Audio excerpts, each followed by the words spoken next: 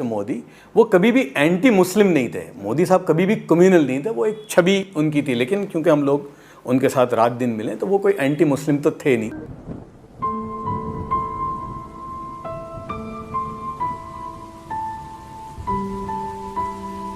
जो आप ये बोल रहे हैं रिजिडिटी, फंडामेंटलिज्म, कंजर्वेटिज्म मुस्लिम समुदाय को एक तरह से खा रहा है, गेहूं जैसे घुन खाता है ऐसा खा रहा है। लेकिन ऐसा लगता है कि आप जो तमाम जो राजनीतिक सामाजिक समस्याएं हैं, ऐसा लगता है कि कल को मुस्लिम समुदाय अपने को पूरी तरीके से रिफॉर्म कर लेगा तो ये सब कुछ खत्म हो जाएगा। आप हमारे मजहबी जो बिलीफ्स हैं, जो हमारे नारे हैं, उनको लेकर एक तरह की का एक्सेप्टेंस पैदा हो, तब तक हम एक इंक्लूसिव प्रोटेस्ट करें। और ये प्रोटेस्ट भी हमें उसी सोसाइटी की तरफ ले जा रहे हैं जहां हम सबको शामिल करेंगे। तो हम अपनी जो आइडियोलॉजी है उससे कॉम्प्रोमाइज नहीं कर रहे हैं। फिर से मैं यहां पर इसको आई वांट टू रीट्रेट, यहां हम अपनी आइडियोलॉजी से कॉम्प्रोमाइज नहीं कर रहे हैं, हम अपनी स्ट्रेटेजी बदल रहे हैं।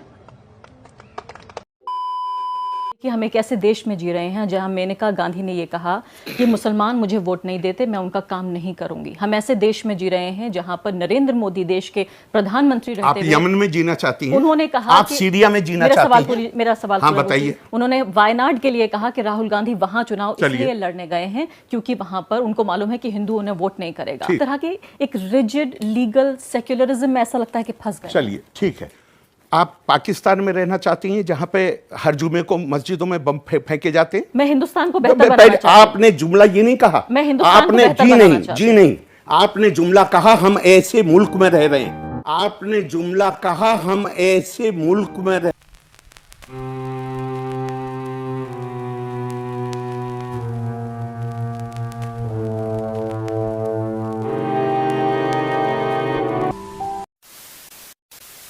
चीज़ें उनको दी थी, जैसे प्रॉफिट की जो लाइफ है वो मोदी साहब को दी थी, उन्होंने पढ़ी। कुरान का मुताला उन्होंने किया। जब जिस ज़माने में गुजरात में ज़्यादा रफ़ाकत थी, बाद में भी हम उनको कुछ न कुछ चीज़ें पहुंचाते थे इस तरह की, तो उनका जहन हाँ बिल्कुल पढ़ते थे। बल्कि मैं आपको ये कहूँ कि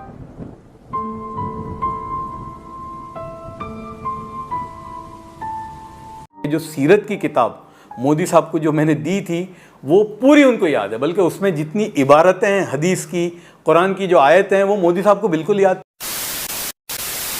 कि आज तो वो सारे इश्यूज न सिर्फ जिंदा हैं, उन सारे इश्यूज ने हमें तकरीबन उस जगह पहुंचा दिया जहां पे इस मुल्क का पार्टीशन हुआ था। तो उस वक्त जो नफरत गलती किसकी है? गलती किसकी है? जिन्होंने ना तजर्बेकार वजीर आजम को मजबूर किया कि तुम शाहबानों में सुप्रीम कोर्ट का जजमेंट बदलो। भाई 2019 वो मसला हल नहीं हुआ ना। 10 साल कांग्रेस की, मैं पूछ रहा हूं आपसे, 10 साल बीच में कांग्रेस की हुकूमत थी, क्यों नहीं उन्होंने उन मसलों को हल कर दिया? क्योंकि मौजूदा दौर के और बहुत सारे ऐसे मसले थे। कोई बिल्कुल भी नहीं, पूरा मुल्क सारे सचर कमेटी को सेटअप किया। अच्छा, जो सामाजिक फिर और क्या आर्थिक किया उस पर? फिर क्या किया? आर्थिक मुद्दे मान लिया हम आपकी बात मान लिए। क्या किया फिर उस पर कदम उठाया? क्या फंड जारी कुछ किया? बता तो दीजिए।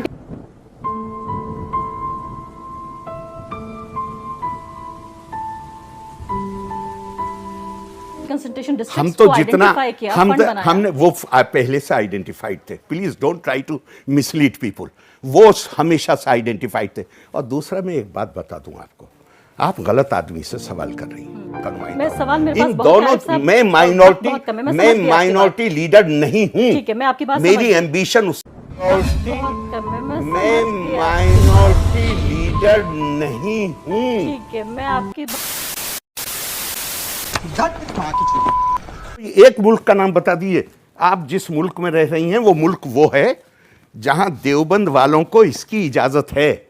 ये किताब देवबंद में निसाब का हिस्सा है, सिलेबस का हिस्सा है ये किताब। इसमें जिहाद, कुरान कहता है उज़ीना लिल्लज़ीना युक़ातलूना बिअन्नहुम, लड़ने की इजाजत सिर्फ उनको दी जाती है जिनके खिलाफ लड़ाई लड़ी गई है, उन पर जुल्म किया गया है, उनको उनके घरों से निकाला गया है।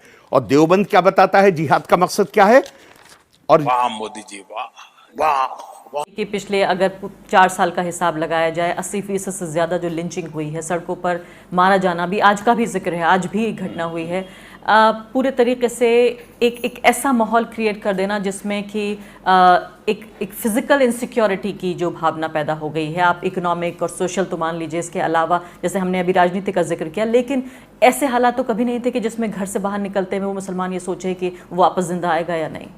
ये बीजेपी की देन नहीं है, ये पहले भी होता था, ये कोई सडनली नहीं हुआ इस हद तक। हाँ, ये होता था बिल्कुल। लेकिन आंकड़े ये बताते हैं कि नरेंद्र मोदी के वक्त में हुआ है ये पिछले 4 साल। इसलिए अब चूंकि मीडिया और ये सोशल मीडिया है, वरना ये होता था।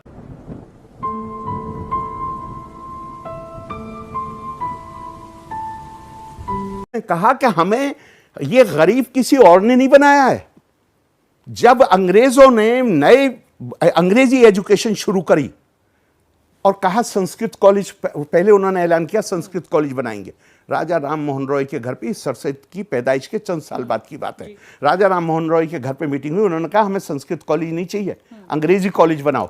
और इसके 8 साल के बाद 8000 मुसलमान मौलवी इकट्ठे हुए और उन्होंने कहा कि ये जो अंग्रेजी के स्कूल कायम हो रहे हैं ये इस्लाम के लिए खतरा है, और इस पे अगर गवर्नमेंट इसे बंद नहीं करती तो मुसलमान बच्चों के दाखिले पे पाबंदी लगाए, और अगर गवर्नमेंट वो नहीं करेगी तो हम मुसलमान बच्चों को नहीं जाने देंगे। सर सैयद के खिलाफ आपको मालूम है अंग्रेजी की एजुकेशन कितने फतवे थे, तो कौन जिम्मेदार है हमें बेइल्म रखने के लिए?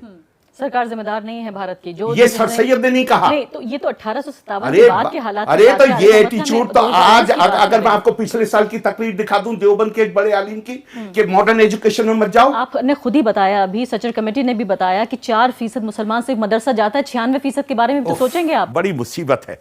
वो 4% का कब्जा मस्जिद के मिंबरों पे है, और वहां पे वो ये बताता है लोगों को, यानी आप हर मस्जिद के मिंबर पे कब्जा है उन 4% का। और वो मुझे कहता है, जरा अपनी टॉलरेंस पर गौर करिए, सिर्फ गैर मुस्लिम काफिर नहीं है, देवबंदी के नजदीक बरेलवी काफिर है, बरेलवी के नजदीक देवबंदी, दोनों के नजदीक अहले हदीस काफिर है, तीनों के नजदीक शिया काफिर है, चारों ने अहमदियों को बाहर कर दिया। जरा अपने एटीट्यूड पर गौर करिए। और मुझे खूब याद आ रहा है, आपने सिर्फ अपनी फेसबुक पे मैं होली खेलूंगी कह बिस्मिल्लाह डाल दिया था, आपके खिलाफ जो कुछ लिखा है लोगों ने, मुझे खूब अच्छी तरह याद है, मैंने वो सारे कमेंट पढ़े। ये इंटॉलरेंस कहां से आई है?